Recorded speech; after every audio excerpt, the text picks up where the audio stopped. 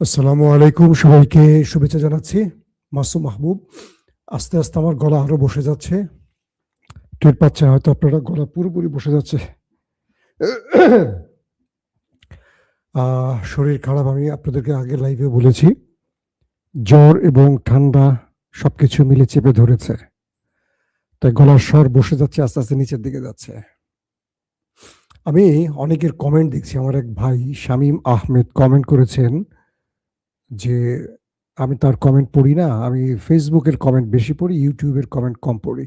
শামীম ভাই, আপনি হয়তো দেখতে পাচ্ছেন না, আমি আপনাকে এই যে আপনি আপনার নামটা বললাম আজকে। বিষয়টা হলো যে আমি আমার এখানে যে কমেন্টগুলো যখন বলা শুরু করি, যে নামগুলো ট্রল হয়, ধরো আপনারা অনেকে কমেন্ট করেন না, তো যে নামগুলো তাৎক্ষণিক আমার সামনে ট্রল হয়, আমি সেখান থেকে হয়তো কিছু নাম বলার চেষ্টা করি, কারণ আপনারা হাজার হাজার কমেন্ট করছেন, সবগুলো আমার স্ক্রিনে ট্রল হয় না। আর আমি যদি বলা শুরু করি তাহলে আমাকে পুরো 1 ঘন্টা আপনাদের নাম বলতে হবে। আমি স্বজন প্রীতি করছি, এটা আপনারা মনে করবেন না। ওকে, বেশ কিছু গুরুত্বপূর্ণ খবর রয়েছে আজকের এই সেশনে। শুনতে এবং দেখতে পেলে একটু কমেন্ট করে জানাবেন, যদি কোনো প্রবলেম থাকে সেটাও আমাকে জানাবেন। প্রথম যে খবরটি দিয়ে শুরু করতে চাই, আমেরিকা কি ন্যাটো থেকে বেরিয়ে যাচ্ছে? ডোনাল্ড ট্রাম্প এমন হুমকি কিন্তু দিয়ে বসেছে, কারণ ডোনাল্ড ট্রাম্পকে পুরো ইউরোপ ইরানের বিরুদ্ধে যুদ্ধে কোনো সহযোগিতা করেনি। একটি ভরসার জায়গা ছিল ব্রিটেন। ব্রিটেনও জানিয়ে দিয়েছে তারা আমেরিকার এই যুদ্ধে কোনো প্রকার সাহায্য করতে পারছে না, বা আমেরিকাকে তাদের ঘাঁটি তো দূরের কথা, তারা ইরানের বিরুদ্ধে আমেরিকার হয়ে কোনো ক্ষেত্রে আমেরিকাকে সাহায্য করতে পারবে না। আমেরিকার ট্রাম্পের মাথায় হাত পড়ে গেছে। পাশাপাশি স্পেন, তারা আমেরিকার সেনাঘাঁটি বন্ধ করে দিয়েছে। আপনারা জানেন যে ইউরোপের মোটামুটি যারা ন্যাটোভুক্ত দেশ, সেখানে সব জায়গায় আমেরিকার ঘাঁটি আছে। এক একটা দেশে কয়েক ডজন করে ঘাঁটি আছে। প্রায় 80টি দেশে 800-র মতো ঘাঁটি আছে, এরকম তথ্য আছে। তো স্পেন স্পষ্ট মার্কিন যুক্তরাষ্ট্রের ঘাঁটি স্পেনে যেটা আছে সেটা বন্ধ করে দিয়েছে, বলে দিয়েছে সরাসরি যে আমার দেশ থেকে তুমি ইরানে কোনো আক্রমণ করতে পারবা না, আমার স্থল কিংবা আমার আকাশ ব্যবহার তো করতে পারবা না, এবং যে ঘাঁটিটি আছে সেটাকে বন্ধ করে দিয়েছে, যাতে কোনো প্রকার স্পেন থেকে ইরানে আক্রমণ না করতে পারে।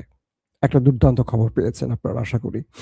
2 নম্বর যে বিষয়টি হয়েছে সেটি হলো ফ্রান্স, ইতালি এবং সুইজারল্যান্ড, পোল্যান্ড, তারা প্রত্যেকেই আমেরিকাকে বলে দিয়েছে এই দেশগুলোর ঘাঁটি থেকে ইরানে আক্রমণ করা যাবে না, এবং এই দেশগুলোর ভূমি কিংবা আকাশ আমেরিকা ব্যবহার করতে পারবে না। ধরেন আমেরিকা থেকে উড়ে আসবে বিমানে অস্ত্র নিয়ে, এবং এই দেশগুলো ব্যবহার করে তারা ইসরায়েলে নামবে বা মধ্যপ্রাচ্যে নামবে, এই সুযোগটিও আমেরিকা তাদের দেবে না।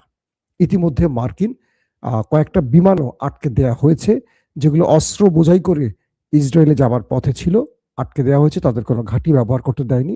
পরবর্তী আরবের কোনো মুসলিম দেশ তাদের ঘাঁটি ব্যবহার করতে দিয়েছে। বুঝতে পারছেন মুসলমানদের মধ্যে কি সমস্যা হচ্ছে এবার। পোল্যান্ড, তারাও জানিয়ে দিয়েছে যে তারা আমেরিকাকে কোনো ঘাঁটি ব্যবহার করতে দেবে না, কারণ এই দেশগুলোর প্রধান একটি ভয়, ইরান সেই ভয়টাতেই খেলে দিয়েছে। ইতিমধ্যে পৃথিবীর বহু দেশ লকডাউনে চলে যাচ্ছে, ইউরোপ তেল গ্যাসের সংকটে পড়ে গেছে, আর ইরান এই যুদ্ধে অস্ত্রের চেয়েও সবচেয়ে বড় যে খেলাটি খেলেছে সেটি হলো হরমুজ প্রণালী। এটি একটি নিউক্লিয়ার, ইরানের নিউক্লিয়ার লাগবে না, ইরানের আছে হরমুজ প্রণালী, এটা নিউক্লিয়ারের চেয়েও পাওয়ারফুল। একদিকে হরমুজ যদি বন্ধ করে দিয়েছে, আরেকদিকে বাবুল মান্দাব, এই দুটো বন্ধ করে দিলে এশিয়া বলি আর ইউরোপ বলি তাদের অবস্থা করুণ হয়ে যাবে।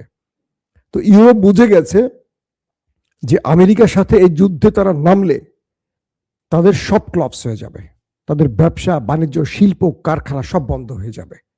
তারা আজকে ব্রিটেনের প্রধানমন্ত্রী বলেছেন যে তারা 25টি দেশ ইউরোপের, তারা ইরানের সাথে আলোচনা করতে চায়। বুঝতে পারছেন বিষয়টা? ইউরোপের 25টি দেশ বা 30টির মতো দেশ, তারা ইরানের সাথে আলোচনা করতে চায়। কি আলোচনা? যে তারা আমেরিকাকে কোনো ঘাঁটি ব্যবহার করতে যেহেতু দেয়নি, আগামীতেও দেবে না, ইরান যেন তাদেরকে তেল আসা যাওয়ার ক্ষেত্রে অনুমতি দেয়। বুঝতে পারছেন খেলাটা কি? ইরানের পার্লামেন্টে পাশ হয়ে গেছে, এখন থেকে যারা হরমুজ প্রণালী ব্যবহার করবেন, এটা হলো ইরান এক পাশে অন্য পাশে ওমান, প্রায় 21 কিলোমিটার একটা সরু পথ। তো এটা যদি এখন ইরানের পার্লামেন্টে পাশ হয়ে গেছে, এখন থেকে তারা এখান থেকে টোল আদায় শুরু করে দিয়েছে। প্রায় $20 লক্ষ একটা জাহাজের দিতে হবে, এটা কম বেশি হবে। ইরানের মিত্রদের জন্য হয়তো ছাড়ও দেয়া হবে, আবার আমেরিকার বন্ধুদের জন্য এটার টোল বাড়তেও পারে। এক পাশে ওমান, এক পাশে ইরান, এতে করে ওমানেরও লাভ হবে, কারণ ইরান যখন এই টোলটা নেবে এটা ওমানও একটা ভাগ পাবে, কারণ দুজন মিলেই এই হরমুজ প্রণালী। ভালো করে খেয়াল করছেন, এই যুদ্ধে গালফ কান্ট্রিতে যে দেশটিকে সবচেয়ে কম অ্যাটাক করা হয়েছে, একেবারে ইরান আক্রমণ না করেনি বললেই বলা যায়, সেই দেশটির নাম ওমান। কেন বলেন তো? কারণ ওমান ইরানকে জানিয়ে দিয়েছে তারা আমেরিকার পক্ষে নেই, তারা যতটুকু পারে ইরানের পক্ষে আছে। এক, মধ্যস্থতার জন্য ওমান বারবারই আমেরিকার সাথে আলোচনা করেছিল ইরানের হয়ে, কারণ আমেরিকা এবং ইসরায়েলের যে আলোচনা হয়েছিল এটা কিন্তু ওমানের মাধ্যমে হয়েছিল, এবং ওমান স্পষ্ট আমেরিকার বিরুদ্ধে বক্তব্য দিয়েছে এই যুদ্ধে, যেটা আরবের বাকি দেশগুলো দেয় নাই। পরবর্তী কাতার দিয়েছে। ওমান এখানে এতটা কৌশলে খেলেছে যে সে সাপও মরেনি, সাপও মরেছে, লাঠিও ভাঙেনি। অর্থাৎ আমেরিকার মিত্র আছে, যেহেতু সেখানে ঘাঁটি আছে গালফ কান্ট্রি, কিন্তু ইরানকে চটায়নি। ইরানের সাথে তাদের সম্পর্কটা তারা ধরে রেখেছে, এবং আমেরিকাকে তারা ইরানে আক্রমণে বড় কোনো সহযোগিতা করেনি। 2 নম্বর বিষয়। 3 নম্বর যে বিষয়টি আসছে সেটি হলো, ট্রাম্প বলছেন যে আমাকে কোনো ইউরোপ এবার সাহায্য করেনি, ন্যাটো সাহায্য করেনি, তাহলে ন্যাটোকে এত টাকা দিয়ে আমি পালি কেন? তৈরি করে রেখেছি কাদের জন্য?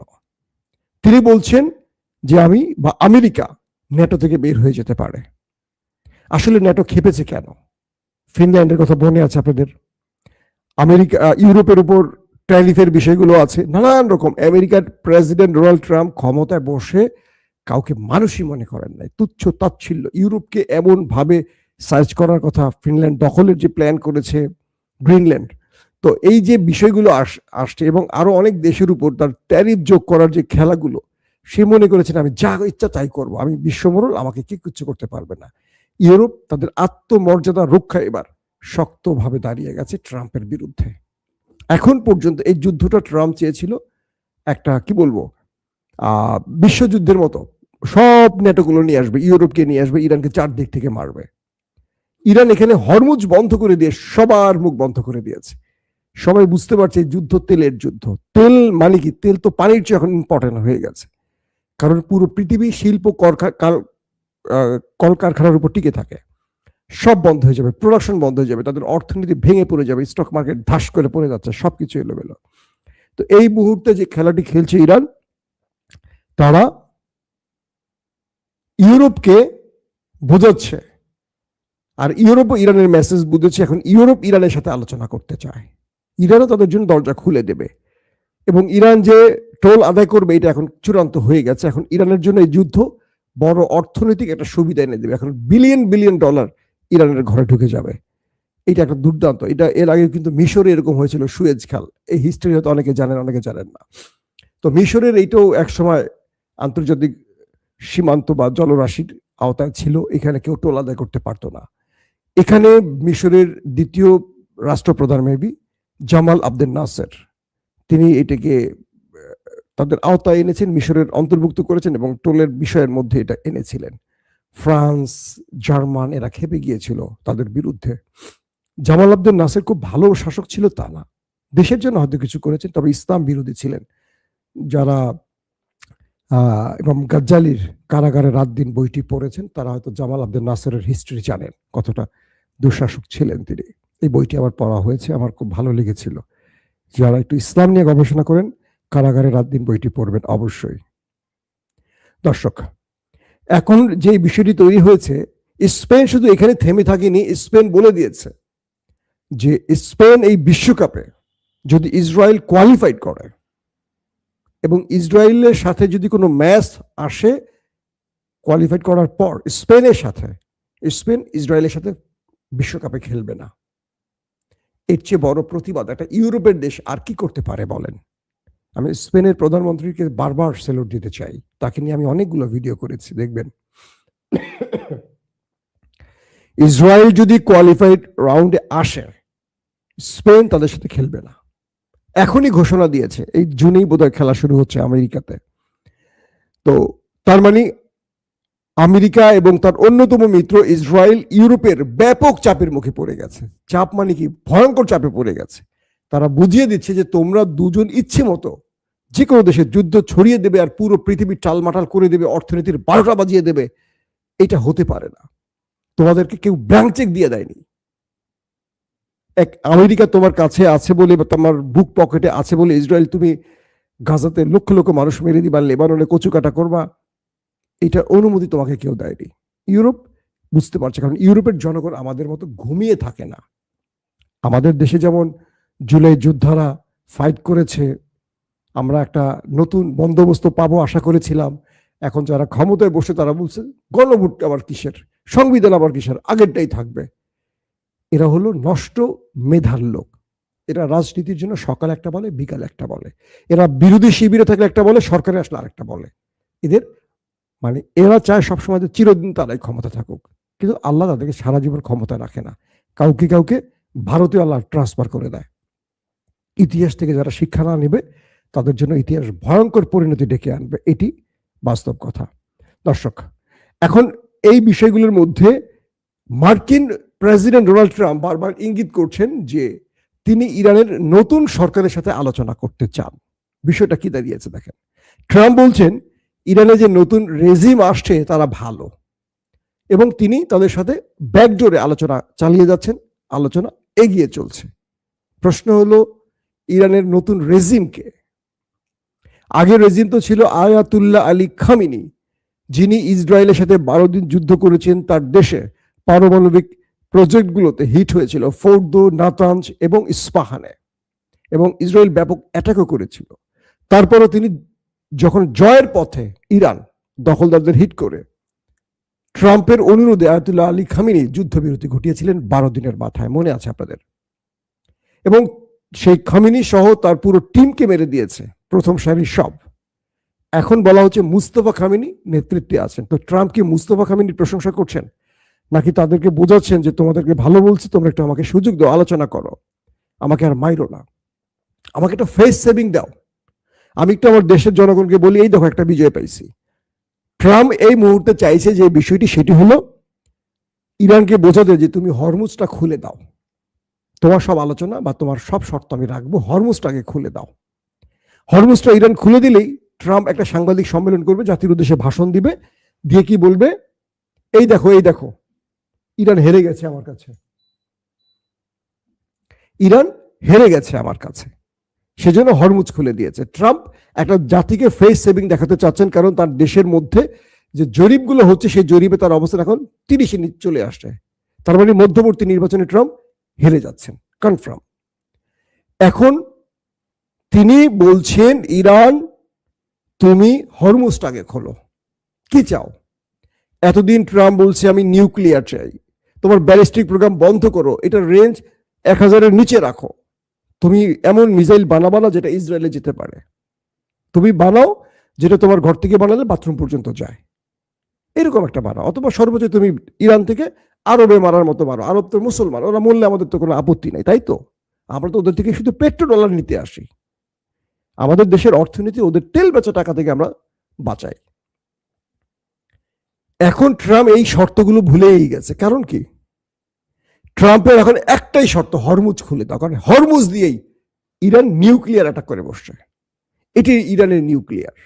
এই হরমুজের গলার টিপে ধরছে ইরান, ট্রাম্পের প্রাণ পাখি আটকে গেছে। ইউরোপ চলে গেছে, ন্যাটো চলে গেছে, কেউ তার পাশে নাই, একটা দেশ আসছে না, একটা সিঙ্গেল দেশ তার পাশে আসছে না।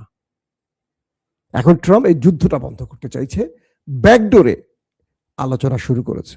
কেউ কেউ বলছে ইরান ট্রাম্প আসলে কার সাথে কথা বলছে, মুস্তফা খামিনি তো অদৃশ্য, কোথায় কেউ জানিই না, আলী লারিজানি তো মারাই গেছেন, আর যিনি প্রেসিডেন্ট আছেন ইরানের তিনি তো আসলে কি বলবো, প্রেস কনফারেন্স করে ওই কি বলে মুস্তফা খামিনি যেটা লিখে দেন সেটা শুধু পড়তে পারেন, তার নিজস্ব তো ইরানে ক্ষমতা প্রয়োগের সেই নির্বাহী ক্ষমতা তার হাতে নেই। এটি করতে পারে সুপ্রিম লিডার বা আইআরজিসির যিনি দায়িত্বে থাকবেন, সুপ্রিম লিডারের অনুমতি কল্পে। এখন বিষয়টা হলো ট্রাম্প এটুকু বুঝতে পারছেন খামেনিকে মেরে দিয়ে তিনি সবচেয়ে বড় ভুল করেছেন। কারণ খামেনি থাকলে যুদ্ধটা এত লম্বা হতো না। তিনি তার রাষ্ট্রের চিন্তা করে, জনগণের চিন্তা করে হয়তোবা যুদ্ধ বিরতিতে চলে যেতেন। কিন্তু মুস্তফার কথা হলো এতগুলো মানুষ মারা গেল। ইরানের 11,000 পয়েন্টে ইসরায়েল আমেরিকা হিট করেছে, 11,000 স্থানে ধরেন হিট হয়েছে। তো এটার ক্ষতি তো উঠাইতে হবে ইরানের। আবার 2 দিন পরে তারা হিট করবে, আবার মারবে, ইরান আবার বিলিয়ন বিলিয়ন ডলার খরচ করে দেশটাকে তৈরি করবে, আবার তারা মারবে। এটা হতে পারে না। ইরানের কথা হলো হরমুজ থেকে আমি টোল আদায় করব, এই টোল দিয়ে আমি 5 বছরে আমার দেশ আবার গুছায় ফেলবো। এটা তাদের জন্য বিশাল একটা অর্থনৈতিক সোর্স হবে। 2 নম্বর, তুমি চাইলে আর ইরানে আক্রমণ করতে পারবে না, তোমাকে আন্তর্জাতিক গ্রান্টার রাষ্ট্রের মাধ্যমে চুক্তি করতে হবে। 3, তুমি সকল নিষেধাজ্ঞা তুলে নিবা। ইরান এখন থেকে তার সব পণ্য, তেল, গ্যাস বিশ্ববাজারে বিক্রি করবে। তাতে করে কি হবে? ইরান সৌদির উপরে চলে যাবে তাদের অর্থনীতি।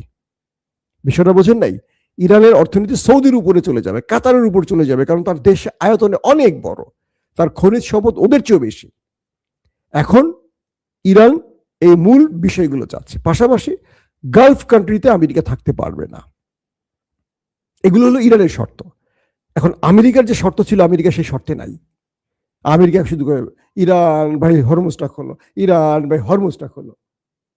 আমার ছেলে হাসে পাশে দাঁড়া দাঁড়া, হুট করে সে আবার আমার চেয়ে ভালো খবর জানে। তাকে যদি আপনি খবর কেন্দ্রিক কোনো প্রশ্ন করেন, সব উত্তর দিতে পারবে। তার এগুলোর প্রতি খুব আগ্রহ। তো এখন যে বিষয়টি তৈরি হয়েছে, তারা এই মাইনকা চিপে আটকে গেছে। আসেন, আজকে যে খেলাটি খেলছে দুবাইতে, আরব আমিরাতে বেশ কিছু অ্যাটাক করেছে ইরান, এবং সৌদিতে আমি বলেছি সৌদির আল খারেজ শহরে বিশাল অ্যাটাক করেছে। সেখানে পাইলট এবং মার্কিন কমান্ডো বাহিনীর অনেক সদস্যকে ওপারে পাঠিয়েছে। বেশ কিছু গুরুত্বপূর্ণ যুদ্ধ বিমানকেও ধ্বংস করেছে ইরান, এবং ইরানের গণমাধ্যম বা ইরানের পক্ষ থেকে এই দাবিগুলো করা হয়েছে। এখন পর্যন্ত আমেরিকা কিছু বলেনি, হয়তো আমরা জানবো। মানে সৌদির আল খারেজ শহরে যে পাইলটগুলো ইরানে অ্যাটাক করতো যুদ্ধ বিমান এনে, তাদের খুঁজে খুঁজে মেরেছে ইরান ড্রোন এবং মিসাইল দিয়ে।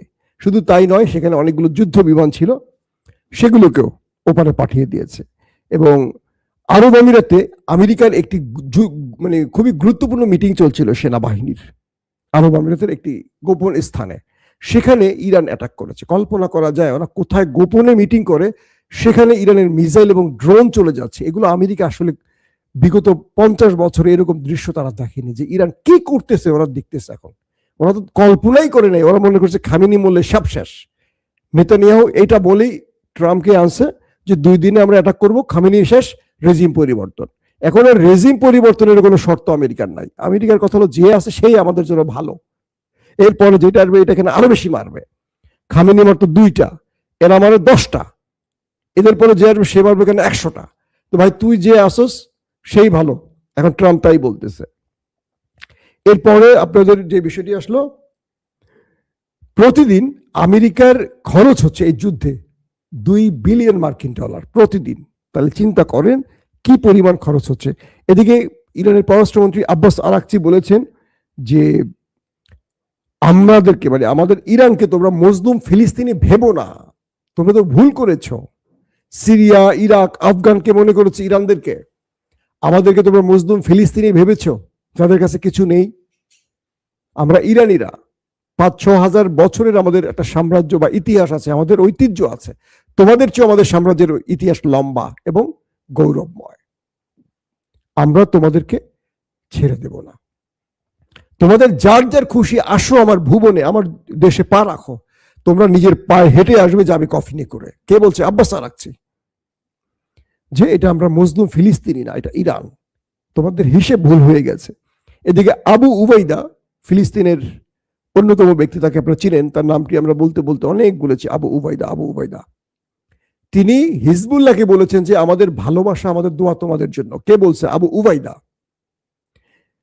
এবং হিজবুল্লাহকে বলছে হামাসের এই নেতা যে তোমরা একটু বেশি পরিমাণ নেতানিয়াহু সেনাদের গ্রেফতার করো, আইডিএফ কে গ্রেফতার করো, সব মেরে দিও না, মেরে দিলে সব সমাধান নয়।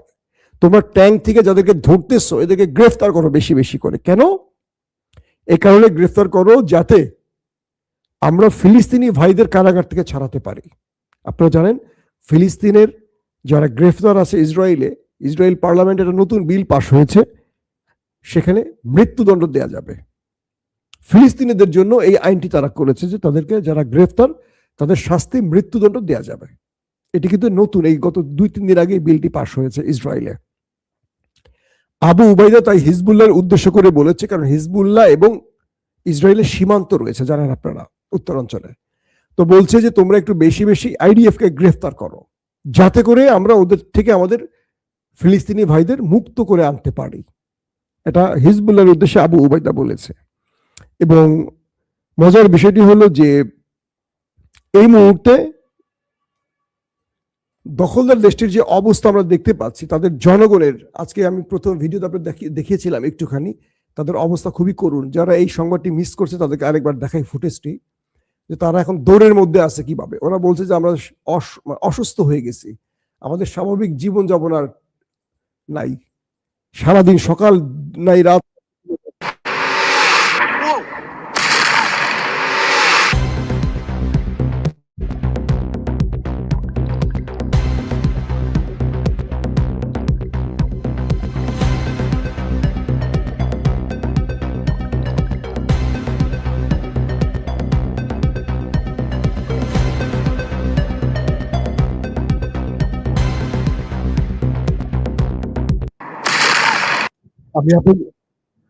আমি আপনাদের যে ফুটেজটা দেখালাম, এটা হলো আজকে ইরানের হিট, কি ভয়াবহ মিসাইল গুলো মারছে একদম অন টার্গেটে, এবং নেতা কাকু এগুলোর ইন্টারসেপ্ট করতে পারছে না।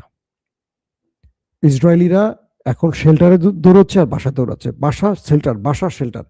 তারা আধা ঘন্টা ঘুমাতে পারছে না। তাদের জনগণ বলছে আমরা অসুস্থ হয়ে পড়েছি, মানসিক রোগী, ট্রমাটাইজ হয়ে গেছি আমরা। আমি ফুটেজটা আরেকবার দেখাই আপনাদের, তারা কিভাবে দৌড়চ্ছে সারাদিন। এই দৌড় তাদের এখন চলছে প্রতিদিন তাদেরকে ইরান এইভাবে মিসাইল মেরে মেরে শুধু দৌড় খাওয়াচ্ছে, কারণ ইরান গ্যাপে গ্যাপে মারে, যাতে ওদের জনগণ নেতানিয়াহুর বিরুদ্ধে মাঠে নামে। ইতিমধ্যে নেমে গেছে, তারা বিক্ষোভ করছে, নেতানিয়াহুকে পদত্যাগ করতে বলছে। আবার দেখেন ফুটেজটা।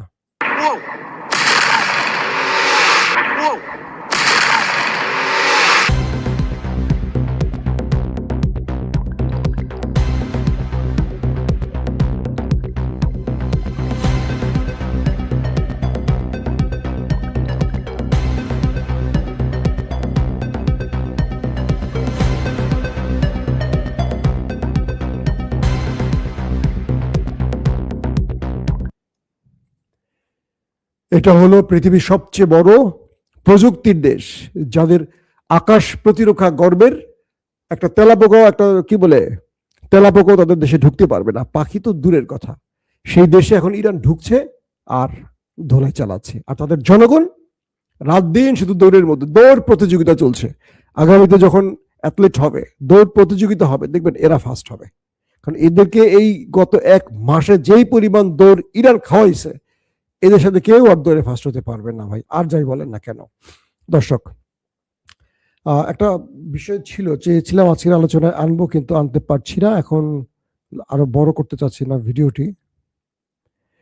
আমি আগামীকাল সকালে চেষ্টা করব এই খবরটা দেওয়ার জন্য। সেটি হলো যে এই লড়াইটা ইরানের লাভের রাস্তাগুলো খুলে দিয়েছে এবং বিশ্বাসঘাতকদের মুখে চুনকালি দিয়েছে কিভাবে, এবং আল্লাহর পরিকল্পনা কিভাবে সফল হয়েছে। একটা ব্যক্তিকে আপনারা চিনেন, ইব্রাহিম জুলফিকারি, তার ভিডিওটা একবার দেখাবো আপনাদের। এই ইব্রাহিম জুলফিকারি আমার এখন সবচেয়ে কি বলবো, এটা বলতে গেলে আবার বিপদে পড়ে যায় কিনা, আল্লাহ মাফ করুক, থাক পরে বলবো। ভিডিওটা আজকে দেখাবো না, কালকে আবার দেখাবো। যে এই ব্যক্তিকে এখন পৃথিবীর সবাই দেখছে, সুন্দর চেহারার ইব্রাহিম জুলফিকারি। এই ব্যক্তি আগে ছিলেন না, তার স্থানের ব্যক্তি হয়তো মারা গেছেন, কিন্তু পুরো পৃথিবী এখন তাকে দেখছে বীরের বেশে। সো আজকের মতো বিদায় নিচ্ছি, আমার জন্য দোয়া করবেন, আমার অ্যাটলিস্ট শরীর ঠিক থাকুক, গলাটা যেন আরো বসে না যায়। সবকিছু মিলে আপনাদের দোয়া কামনা করছি, আপনাদের জন্য দোয়া রইল। প্রত্যেকে ভালো থাকবেন, আল্লাহ হাফেজ। ওপেন দাইস মানে সত্যকে সত্য বলা, মিথ্যেকে মিথ্যে বলা। আমরা শোনা কথা নয়, চোখে যা দেখি তাই বলি।